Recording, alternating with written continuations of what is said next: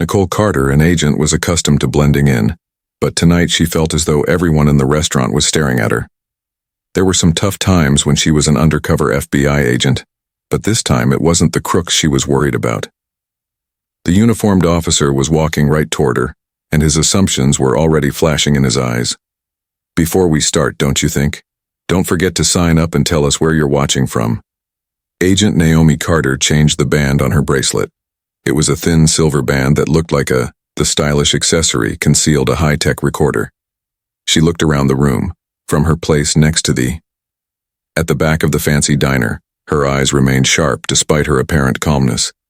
She had trained herself to look this way. She could fit in anywhere, but tonight she was more aware of her surroundings than ever. This fancy restaurant wasn't just a place for food. It was also a spot for the city's most important people to get together. Naomi was working secretly in a key location, where an investigation into an international money laundering ring was still ongoing. Task was very important to her. Her target, Leonard Marquez, was a charming businessman with ties to illegal activities.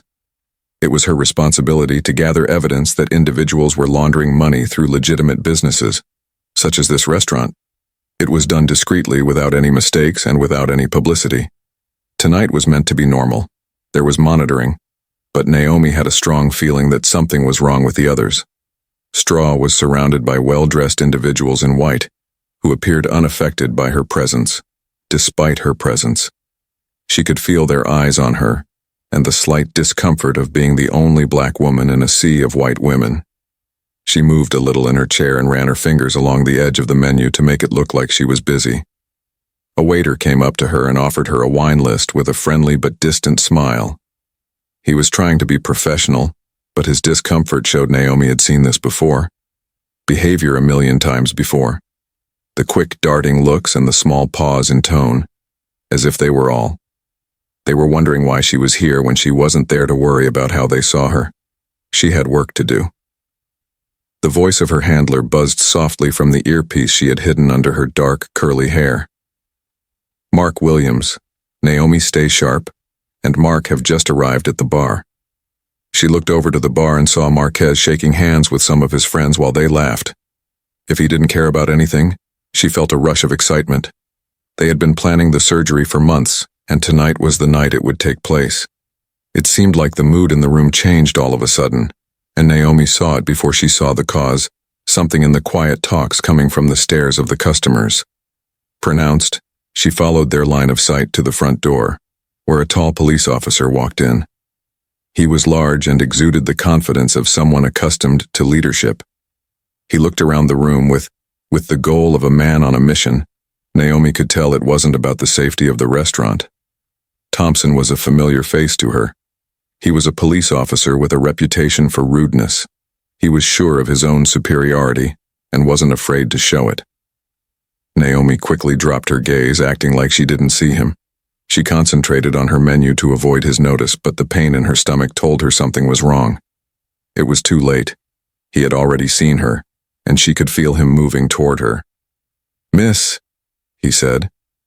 He stopped in front of her table and spoke in a strong, authoritative voice. Naomi looked up and met his eyes. She maintained a neutral expression to conceal the growing anger within her. "Officer," he looked her over once, his brow furrowing slightly as if he were trying to put her in her place. "Could you please explain your situation?" Naomi's heart beat faster, but her face stayed calm. "I'm just Officer Thompson didn't seem to know." Officer Thompson glanced at her table and noticed that there was no food present, the restaurant as if to say, "You don't belong here." And his face turned serious. "I'm going to need some help." No, this wasn't included in the plan for Naomi's cover as a regular patron. She tried to keep Thompson out of sight, but her presence was making things more difficult than she could manage. She could have blown her secret by saying no, but she also couldn't say who she really was. "I'm sorry, but why are you asking for my ID?" Naomi asked in a calm voice. "Is there a problem?" Naomi's jaw tightened as she said, "You don't seem to belong here. I've heard a few complaints about you." She was aware that this wasn't her first assessment and probably wouldn't be her last. Some people were suspicious because she was black and in a fancy restaurant. But she needed to focus on the task at hand.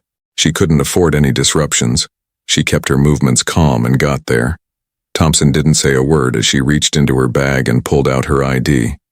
He looked at her name and picture with doubt and said, "Naomi Carter." He then looked at her again and said, "You don't look like Naomi Carter. Who would be dining here alone and what's truly going on?" Before Naomi could answer, Marquez walked in. She cast a glance in her direction from the bar. It was the worst possible time for this argument and she couldn't risk making things worse. "Officer, pay attention," she said quietly. "I'm not making a scene. I'm just here. If there's nothing else you can do, I'd like to finish my meal." Thompson wasn't backing down. "I'm sorry. I need you to accompany me as I ask further questions." Naomi's heart was racing, but she kept her cool. It wasn't possible to break cover yet. "Is that really necessary? I haven't done anything." Despite his error, Thompson was already requesting assistance with a smile on his face. As much as he liked having power over the situation, Naomi was just another black woman to him. Didn't fit here. Naomi's mind was racing if she didn't do. If you don't do something quickly, this could put the whole investigation at risk, but as Thompson's backup came, he roughly. She grabbed Naomi's arm, knowing she had to go along for the moment. As she walked out of the restaurant wearing handcuffs, the diners murmured and ascended the stairs in her wake. It hurt, but what hurt even more was realizing that her carefully planned mission was now in danger. As the cool night air hit Naomi's face, she kept her eyes on the road and started to plan her next move. This wasn't over yet. Naomi could definitely feel the cold metal of the handcuffs digging into her. Officer Thompson tightly gripped her arms and pushed her into the back seat of the squad car. The heavy slam of the door hit her hard. Hearing the sound of a car door in the empty street reminded her of how quickly things had gotten out of hand. She was only seconds away from obtaining crucial information for the FBI's case, but she received disrespectful treatment. Despite her mind racing, the common thief appeared calm on the outside. Despite their training for high-stress situations, the injustice of the moment persisted. She found it challenging to hold back her anger. This wasn't just a mistake by a neighborhood police officer. It was the clearest example of prejudice. In her mind, she played over the scene. Thompson walked into the restaurant, looked around, and then fixed his attention on her. Almost right away, there were no questions about her appearance. No real interest. Just Thompson hadn't wasted any time making assumptions based on the color of her skin. He didn't even consider the possibility of her fitting in. It seemed impossible for a black woman to be present in his thoughts. Perhaps they are dining at such a prestigious restaurant for a valid reason. When the car jerked forward, it woke Naomi up from her thoughts. Officer Thompson sat in the front, smug and sure of himself. Officer Richards, his partner, sat next to him in silence as he gripped the wheel with a sense of pride that made her feel bad. Naomi, who had been watching the whole thing, wondered if Richard shared Thompson's narrow-minded views, or if he was just being silly. Too guilty to speak out, Thompson looked at her in the rear-view mirror, his eyes harsh and critical. You have a lot of nerve," he said, his voice full of sneer. "You were acting so high and mighty back there, you know. There was no way you could have been fooling anyone at that place." Naomi's jaw tightened. She had to be careful. Giving away her real name now could put the whole case at risk, but Cade was testing her by going along with it. Her patience was unmatched by anything else. "I was having dinner," she said, keeping her cool. "Is that a crime?" Thompson laughed and shook his head as if her answer was funny dinner. He paused, allowing his words to linger in that moment. You say Naomi's chest got hot, but she didn't give in. She knew exactly what Thompson was getting at.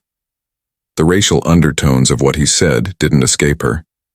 She had witnessed them too many times before. The shock that someone like her might fit in places that are typically reserved for rich and powerful people. But this time, there were more at stake. She wasn't just dealing with general prejudice. She was dealing with a guy who was letting his personal views get in the way of his professional judgment. Thompson kept driving his. There was a lot of silence, broken only by occasional looks in the rearview mirror. The tension in the car was obvious, but Naomi stayed calm and kept her mind on the bigger picture. This wasn't just about her. The mission had to take precedence, even if it meant enduring this humiliation for a brief period. They got to the A few minutes later. Thompson noticed long shadows cast across the sidewalk by the bright lights of the building. The driver stepped aside and roughly pulled Naomi out of the car by her arm.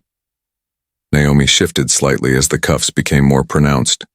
She wouldn't let him see her in by putting his hands on her arms. "Pain. Let go," he whispered, leading her to the door while holding her arm. Was way too tight, as if he wanted to show his power one last time as they walked through at the station's front doors. The atmosphere shifted. Several officers glanced up, their eyes widening slightly. When she saw Naomi in handcuffs, she could sense that some of them were confused and unsure if they recognized her or not. They were just shocked to see a well-dressed black woman being treated like a criminal. Officer Richards walked in behind them, remaining silent, but Naomi could sense his unease. It was as if he already knew. They knew this was wrong, but they lacked the courage to inform Thompson and Naomi of their mistake. Thompson took mental notes on his actions. Everything could come in handy later. She almost missed the other officers as they led her to the waiting area. His pride was evidently swelling from what he perceived as a successful arrest, and he was too focused on maintaining control. When they got to the holding cell, he took Naomi's handcuffs off, pushed her inside, and slammed the door shut. It was dark, but you could hear the clang of the bars behind her. "Stay put," he told her in a low, joyful voice. "Someone will be in to talk." Naomi didn't answer. She just turned around and sat on the metal bench against the wall. Her eyes on Thompson stood there and stared back at her for a moment, as if he were trying to scare her even more. Naomi wouldn't flinch, so he finally turned around and left her alone. In her cell, Naomi took a slow breath. Her heart was still beating fast from the excitement. She felt frustrated as she looked at the red marks on her wrists where the cuffs had rubbed against her skin. She had to keep her cool because she was still undercover and the job wasn't over. Why would she? It was time to talk about what had happened, but first she had to get out of this mess without blowing her cover. Cover her earpiece. The earpiece gently buzzed, prompting Naomi to adjust her hair to enhance her listening experience. Naomi could clearly hear Special Agent Williams' voice over the commotion. Naomi mumbled something under her breath while keeping her voice low, so the station's cameras wouldn't pick up the conversation. "Thompson's out of control. We're trying to get you under control. We need to get out of there, but we can't threaten the investigation." Naomi clenched her hands and said, "I know I'm playing it. We have a limited amount of time. Marquez witnessed the entire event, and if he finds any issues, we've already addressed them." Naomi sighed and leaned back against the cold. "Sit tight. This will end soon." She didn't like being helpless, especially when so much was at stake, but she had to trust her team, would not leave her waiting. As Naomi sat in her cell, each minute felt like an hour.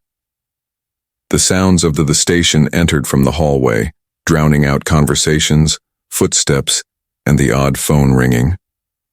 As hard as she tried to concentrate on the next steps of the task, Thompson kept coming back to her mind. He didn't care about her rights, he was cocky, and he wouldn't see her as anything but in a broad sense, he didn't know who she really was, and Naomi knew when he did. He would feel terrible about everything he did, but for now she waited outside, biting her lips. Thompson walked back and forth in his cell, still excited about his so-called victory. Naomi, on the other hand, knew the truth. Things like that would happen to people like him, and it wouldn't be pretty. Naomi was beginning to lose her cool as she sat on the cold metal bench inside the holding cell. Her mind was running with the possible results. She had been through tougher situations before, but this one felt extra heavy. As she thought back on the events that led to her arrest, she felt a heavy sense of injustice. This wasn't just an inconvenience or a terrible police practice. It was a clear abuse of power made worse by Officer Thompson's because of his race, and he had no idea how badly he had guessed that the station was silent. Occasionally, Naomi could hear the buzzing sound of fluorescent lights flashing in the room. She shifted slightly in the hallway outside her cell, attempting to find a comfortable position, but the uncluttered environment prevented her from doing so. The handcuffs were still hurting her wrist, making it impossible, and her thoughts kept returning to Leonard's surgery. Marquez had probably seen the whole fight at the table, if he thought she was more than a... The study could be jeopardized due to the ego of a frequent customer. One cocky police officer's earpiece buzzed again, and it was the voice of Special Agent Williams. The words flowed smoothly, slightly skewed, yet easily comprehended by Naomi. "Stay cool. Things are moving quickly." She whispered back, trying not to draw attention to herself. "I'm calm. However, the situation is deteriorating, and Marquez could potentially become involved. Pay attention. We've already sent a group to the restaurant Williams to make things better." The man's voice grew slightly more urgent. "Thompson, Uke, be out of there soon. We've made some calls." Naomi gave herself a thankful nod, glad that her team had her back. Sitting in a cell, humiliated and treated like a criminal, was not something she could quickly get over. This was particularly significant given that her entire role had been to uphold justice. Thompson had done just that, wasn't like her at all. Naomi heard a loud noise outside the holding cell, along with the sound of cops talking quietly. She couldn't understand all the words because of the tight tones, but she could tell right away that something was changing. She stood up and paced the small area, hoping that whatever was going on would turn out well. It wasn't long before an Officer Thompson showed up again, but this time his normal swagger was a little less noticeable. He appeared nervous, yet he made an effort to maintain his confidence.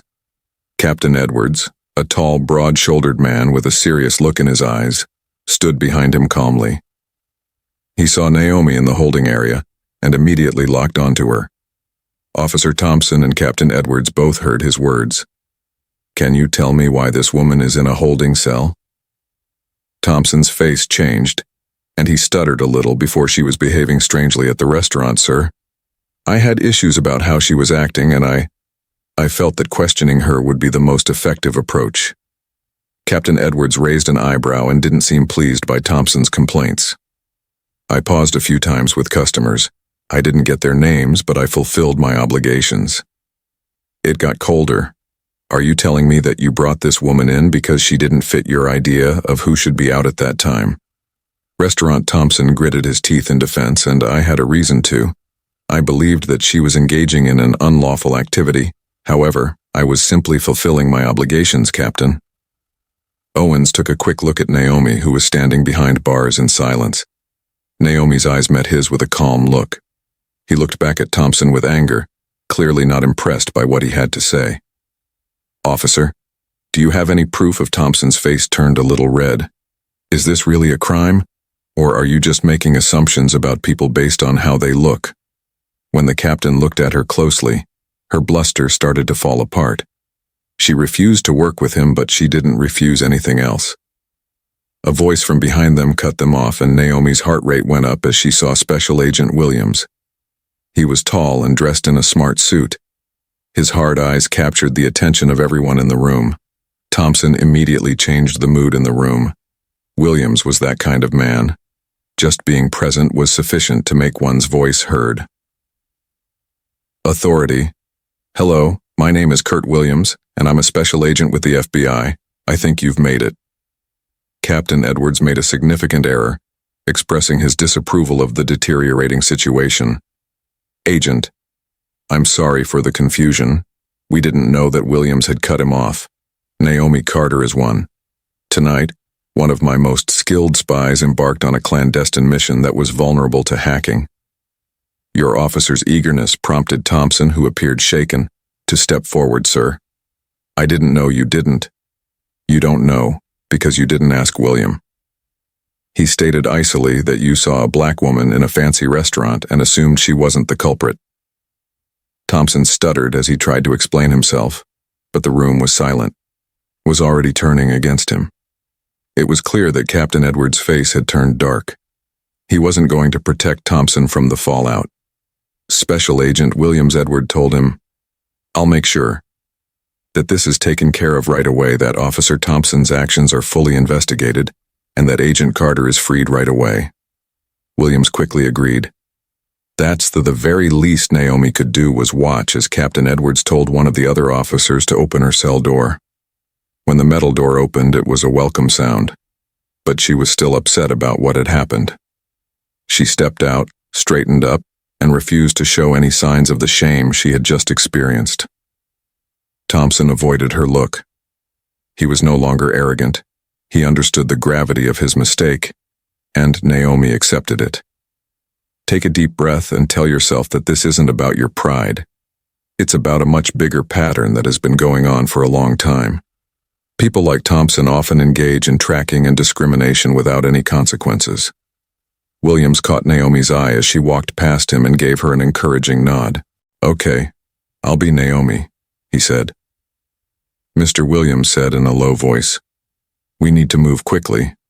Marquez might be onto us after that scene. First, let's get you out of here." As they made their way toward the station's exit, Naomi glanced in her direction. Thompson stood there with his face red with shame and his eyes fixed on the ground. He had placed her down, arbitrarily detained her, and attempted to restrain her. But now the situation had shifted. His job was at stake. As she strolled past officers engaged in conversation, she could discern fragments of their exchanges. Thompson, some people were shaking their heads and whispering about what was going to happen next. You could feel the chatter inside the police station, and Naomi knew that Thompson's time as an officer was almost up. Karma was. She was already at work when they walked outside. The cool night air hit her, and she took a deep breath, feeling a sense of Williams quickly tapped her on the shoulder and told her, "You did good in there." Naomi responded, "I didn't feel like it." Her voice was tired. "You kept your cool, William. It's crucial that you kept him at bay." Naomi agreed, but the anger was still building up below the surface. "He's going to have to deal with the results, right?" Williams glanced at her and stated, "Thompson has completed his task. He'll be investigated, and I'm sure he'll be." Naomi slowly exhaled. She could finally relax her shoulders. The fight wasn't over yet, but she had won it. It was time to get. Naomi turned her attention back to the job at hand as she and Williams walked toward the black SUV parked at the curb. Nobody could take their minds off of what had happened that night. Someone had profiled, shamed, and arrested her after witnessing her actions. People thought she wasn't human, but she didn't let that break her. And in the end, it was Naomi and Thompson, who had lost everything, felt the cold night air. Agent Williams entered the parked black SUV outside the police station. Naomi could still feel the tension in her muscles, a reminder of the injustice she had just experienced. Her wrists were still swollen. The pins embedded in her skin during the car's motion caused her pain. Naomi leaned her head back against the seat and closed her eyes for a moment to calm down. The engine began to hum. She found herself inside the station, but karma was already beginning to work its magic. Thompson walked back and forth in the empty hallway. His face was flushed and his chest ached from anger. Shame. He had always thought he was above blame and that he was the type of cop who went with his gut. But today his feelings put him in great danger, leading him to arrest an undercover FBI agent. A woman whose qualifications were better than his by miles, hit Captain Edwards like a punch in the gut. He stood at the far end of the hallway and engaged in a quiet conversation with a group of police officers. Thompson could tell by the way he moved that they looked at him quickly, their faces changing from surprise to disapproval. The normal buzz at the station had dropped to a murmur as word spread quickly. Police and workers whispered about Thompson's spill. "Thompson." Captain Edwards' sharp voice woke him up. He turned around and pushed his legs to move evenly. The captain's eyes, fixed on him with a mix of sadness and anger, felt like lead. Thompson had seen that look on his boss's faces before. It was how they looked when they knew someone had crossed a boundary. What did Edwards say? "I need you to come with me." Kurt didn't wait for him to finish. Thompson responded by pirouetting and heading towards his office. The walk to the office seemed to last forever for each of them. Each step echoed down the hallway, intensifying the situation. Thompson knew this wasn't going to end well. His actions went beyond the typical mistakes he had made. Racially profiled a woman who wasn't guilty, as well as a government agent, and now the inside Captain Edwards' office, where the air was thick with stress. Chaos was bound to happen. Edwards waved for Thompson too. The officer refused to sit down and instead stayed standing. He was too restless to relax, and his mind was racing with ideas, searching for a reason to justify his actions. He tried to find any reason that would make the damage less bad, but he knew there was no way to explain what he had done. Edwards closed the door behind them and took a seat at his desk. He looked at Thompson with an intense look. A long moment of silence was broken only by the sound of the clock on the wall. Edwards finally spoke up, his voice tense with anger. "What the hell were you thinking? I didn't know she was FBI." Thompson spoke slowly and stutteringly. "She didn't know what?" he said. Edwards told him sharply. That person didn't sound like the kind of person who should be sitting in a nice chair. His patience was running thin. Restaurant Thompson opened his mouth to argue, but the captain didn't say a word. Edwards leaned forward to examine the charge, which was too true to deny. "Just to be clear, what you did tonight wasn't just a mistake. It was a violation. You racial profiled a woman who wasn't guilty and arrested her without a good reason. And now the whole you are keeping an eye on the precinct." Thompson's heart sank as the full weight of what he had done hit him. He said it in a weak voice, but he could hear that it sounded hollow. "You thought she was suspicious." Edward confronted her directly about her race, and his words pierced the room with a sharp edge. "You didn't even try to judge him. Taking into account the facts, you only thought Thompson was feeling uncomfortable." The captain's anger was fully expressed. "I was just trying to do my job," he said, even though he knew it wasn't true. That wasn't enough for Edwards, who shook his head in sadness. "Thompson, it is your responsibility to safeguard individuals and adhere to the rules without exception." Thompson clenched his hands at what you did tonight because of bias. "Now we're all going to pay for it," he said.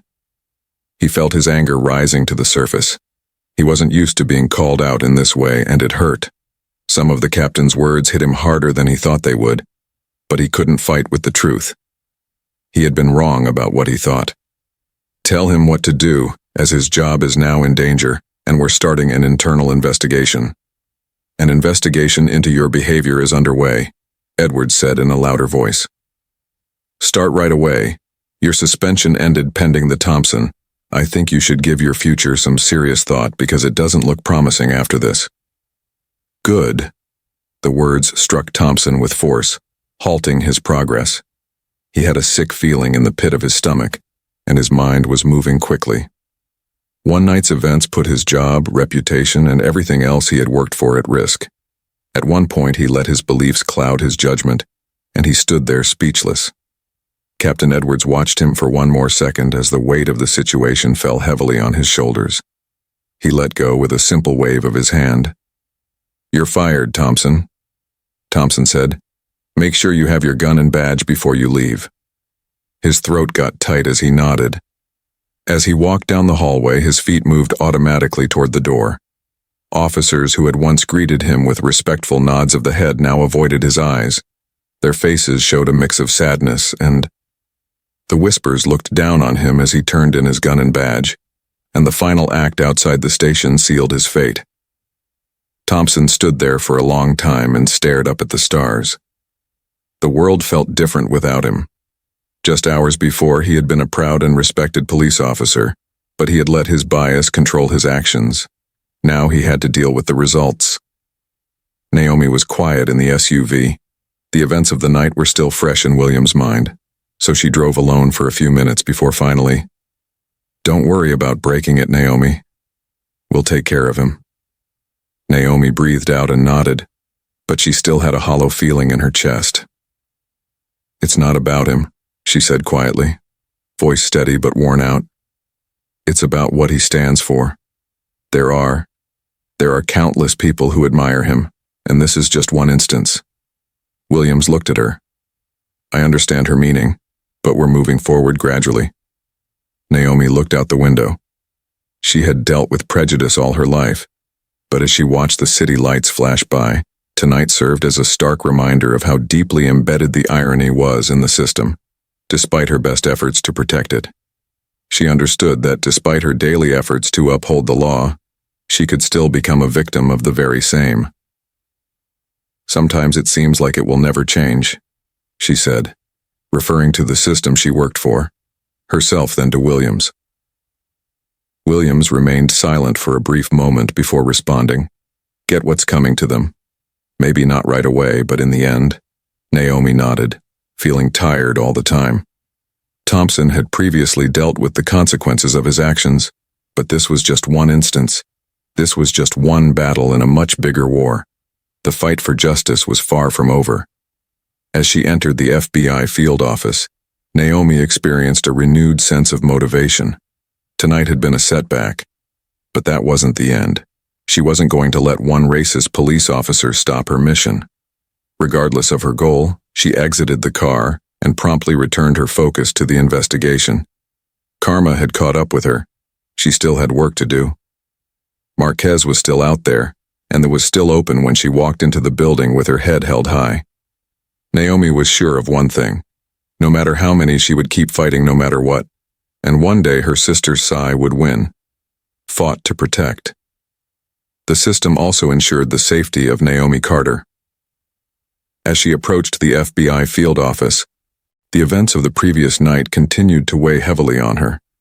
The cold air outside contrasted sharply with her mood. Every step she took toward the office, the warm lights of the building in front of her made her feel more and more frustrated. Even though it was quiet and machines were humming, the pain of what had happened was still there. Conversation welcomed her back, and Special Agent William walked up to her with his usual calm attitude and gave her a Naomi-liked Williams support. He was there through all of tonight's chaos. But she knew this fight was coming. Was bigger than anything they'd dealt with in one evening, Naomi.